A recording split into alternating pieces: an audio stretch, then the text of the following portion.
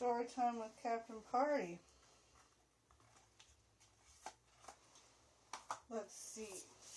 I believe we're on chapter 7.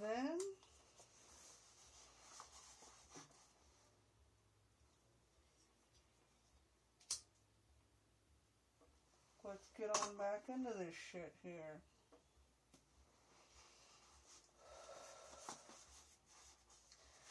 Jump way back to the last Thanksgiving before my accident, when I go home and eat dinner with my folks.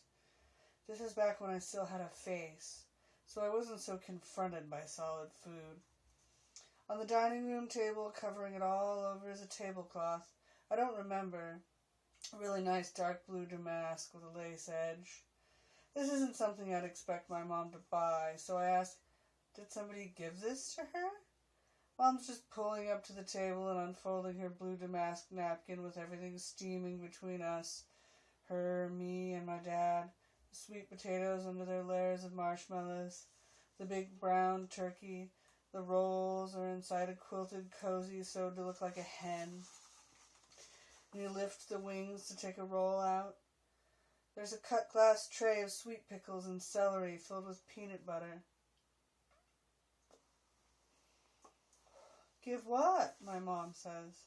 The new tablecloth. It's really nice. My father sighs and plunges a knife into the turkey. It wasn't going to be a tablecloth at first, Mom says. Your father and I pretty much dropped the ball on our original project. The knife goes in again and again, and my father starts to dismember our dinner. My mom says, do you know what the AIDS memorial quilt is all about? Jump to how much I hate my brother at this moment. I bought this fabric because I thought it would make a nice panel for Shane, Mom says. We just ran into some problems with what to sew on it. Give me amnesia. Flash. Give me new parents. Flash. Your mother didn't want to step on any toes, Dad says, and he twists a drumstick off and starts scraping the meat onto a plate.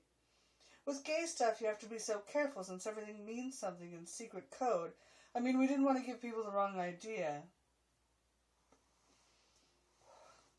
My mom leans over to scoop yams onto my plate and says, your father wanted a black border, but black on a field of blue would mean Shane was excited by leather sex, bondage and discipline, sado and sadomasochism, she says. Really, these panels are to help people left behind. Strangers are going to see us and see Shane's name, my dad says. We didn't want them thinking things. The dishes all start their slow, clockwise march around the table. The stuffing, the olives, the cranberry sauce.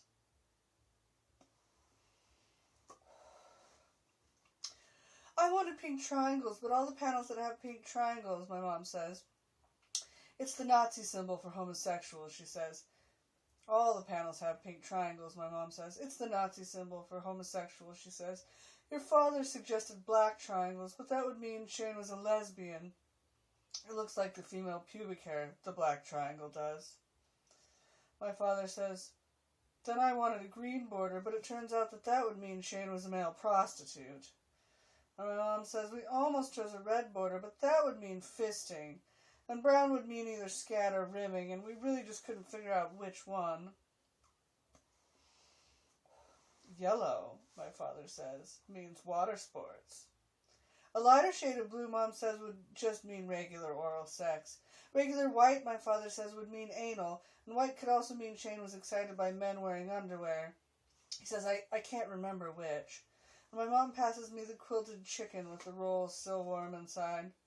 We're supposed to sit and eat with Shane dead all over the table in front of us.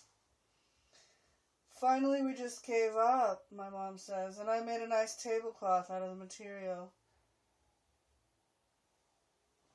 Between the yams and the stuffing, Dad looks down at his plate and says, do you know about rimming?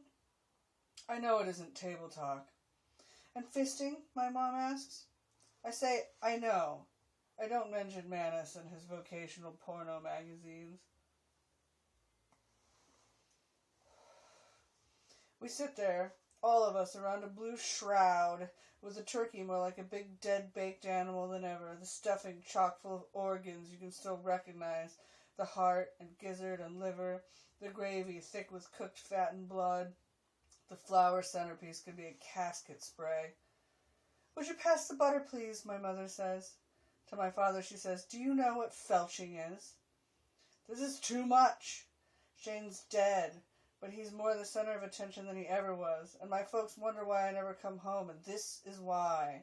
All the sick, horrible sex talk over Thanksgiving dinner. I can't take this. And just Shane, it's just Shane this and Shane that. It's sad, but what happened to Shane was not something I did. I know everybody thinks it's my fault what happened. The truth is, Shane destroyed this family. Shane was bad and mean, and he's dead. I'm good and obedient, and I'm ignored. Silence. All that happened was, I was a 14-year-old girl. Somebody put a full can of hairspray in the trash by mistake. It was Shane's job to burn the trash.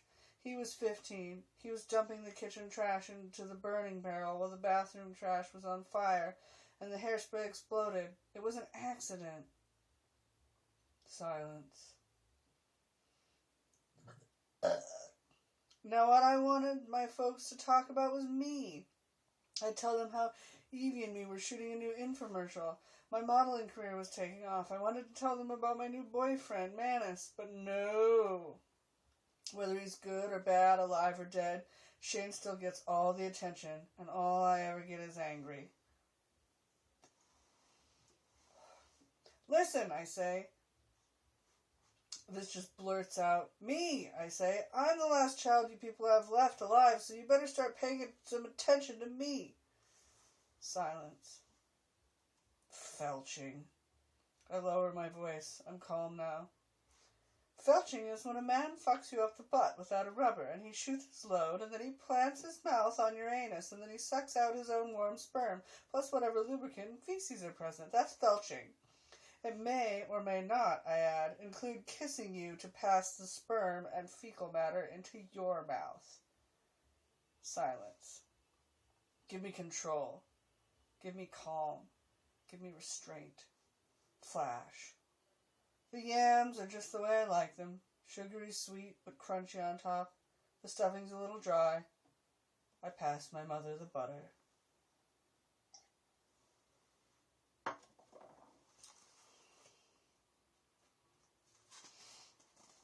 My father clears his throat.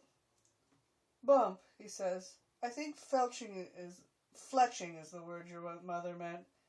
He says it means to slice the turkey into very thin strips. Silence. I say, oh. I say, sorry. We eat.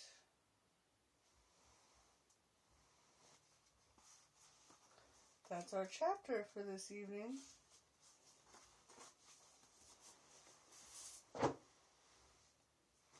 See you next time.